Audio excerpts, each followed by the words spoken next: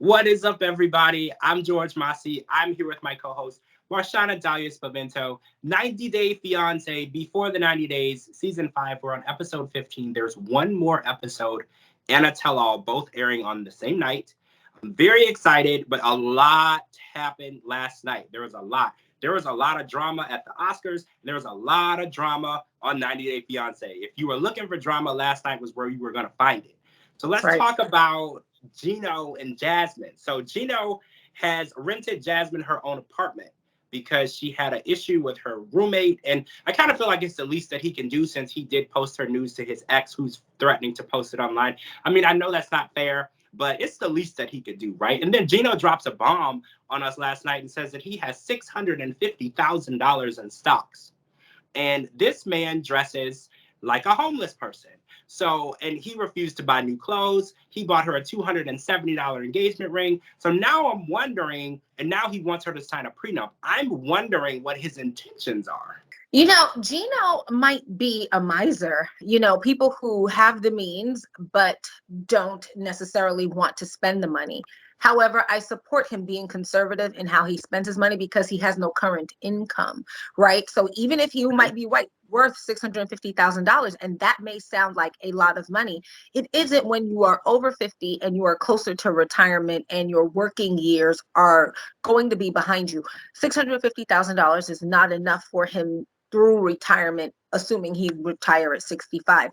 So I understand why he's not willing to borrow against his retirement for life now. But it does show that you could have spent $500 on the clothes that Jasmine picked out for you. So that is making like less and less sense. I'm disappointed that Jasmine chose to spend their last night together fussing with him over his ex-wife. Like, listen, I get why it might be kind of annoying if an ex-wife is still using the husband's name, but what's it to you? Why are you on the ex-wife's page so much? Why are you obsessed? I have never looked at my husband's ex-wife on social media to see if I don't even know if she ever used his name. It doesn't matter. I'm Mrs. Spavento now, and I'm going to be Mrs. Spavento until the end of time. So I don't get the obsession. I'm really having a hard time understanding it. I feel as though Jasmine is always looking for something to fight about. And she might be people who needs chaos in the relationship. Yeah. And we've met a lot of people on 90 Day Fiance. They like to fight. And because people like to making up is the best part of fighting. And maybe Jasmine likes to pick fights because making up is what makes her happy. But it's always something new. And even Geno feels like he's like, I can never win, no matter what I do, no matter how sorry I am. It's always something new. And it's like, are you willing to do that for the rest of your life? Every morning when you wake up, what did she find out about your past today? Is that something that you're willing to accept for a long time? And I don't know if I would do that, because it's like walking on eggshells. That's living on eggshells. Your bed is literally made out of eggshells, and you're trying not to crack anything, and it's just too much. So exactly. Mike and Mina have went at it. Mike grew a pair and he started talking crazy, right? Which we wanted him to do. We wanted him to stand up for himself, but I feel like he chose the absolute wrong time, because the relationship was over. And then shaming her for the work that she did, I am so pissed, because he met her doing that work. So for you to shame her and try to put her out there on national TV for doing something that you watched. She said that he was there every day, every time that she broadcasted. And the way that he said, I'm the best thing that's ever happened to you. And I felt like his boost of confidence came. We wanted it to come, but the way he used it was just so misogynistic.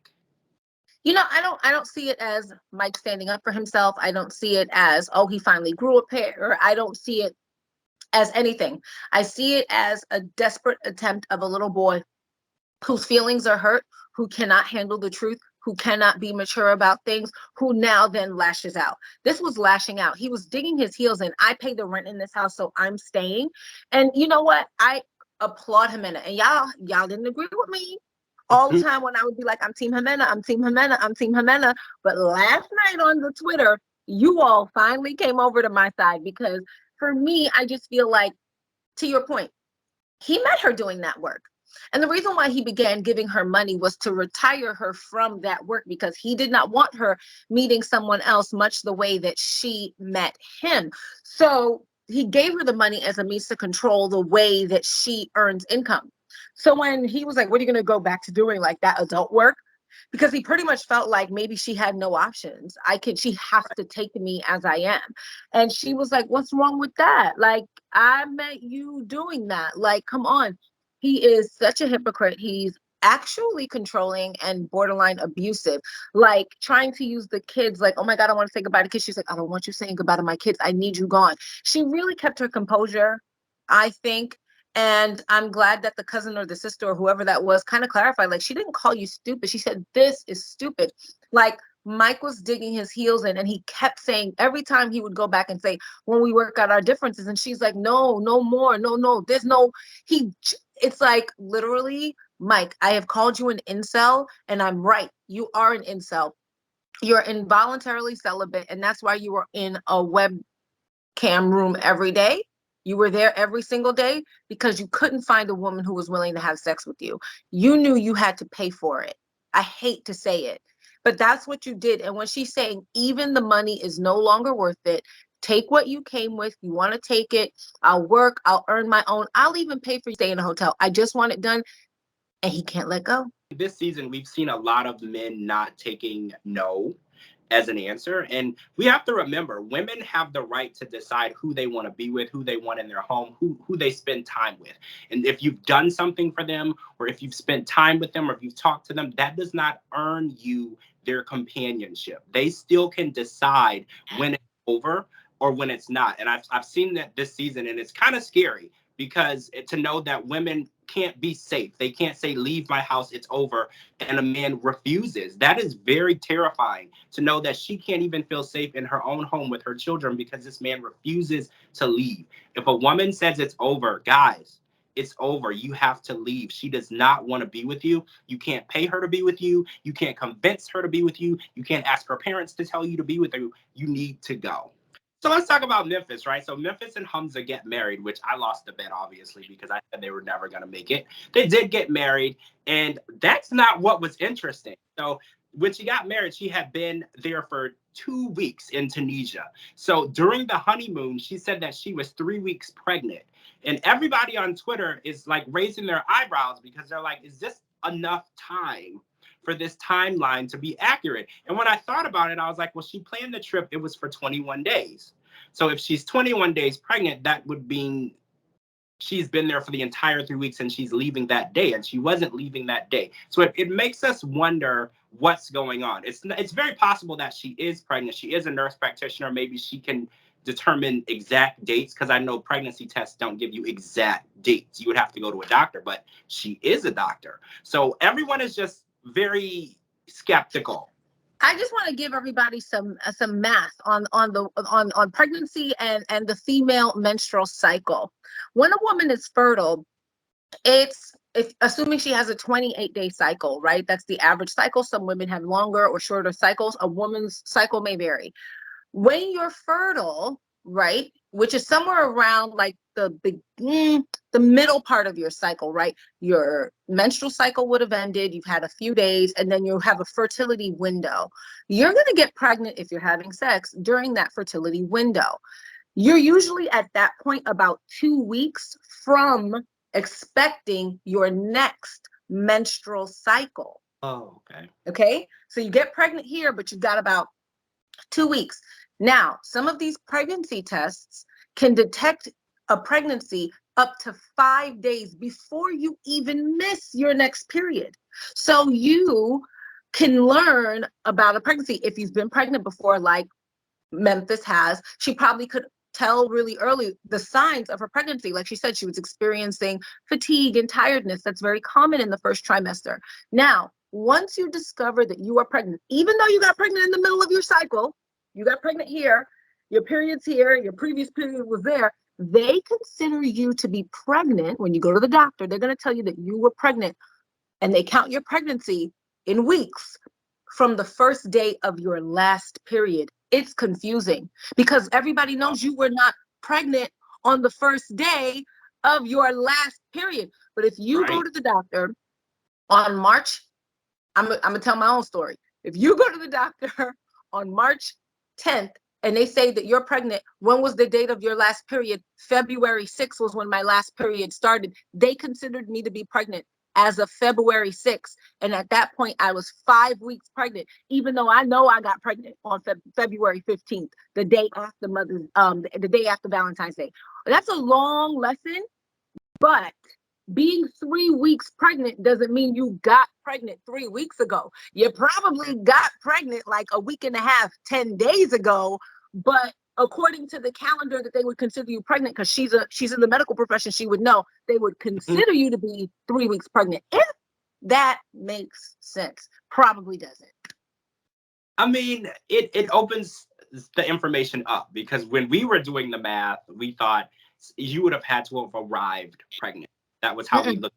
And so it's very possible, because we know within hours of arriving, he was with Hamza in his mother's home. So we do know, and throughout the trip. So we do know that it's very possible. So I think that she probably is pregnant. And that's interesting, because they literally don't know each other.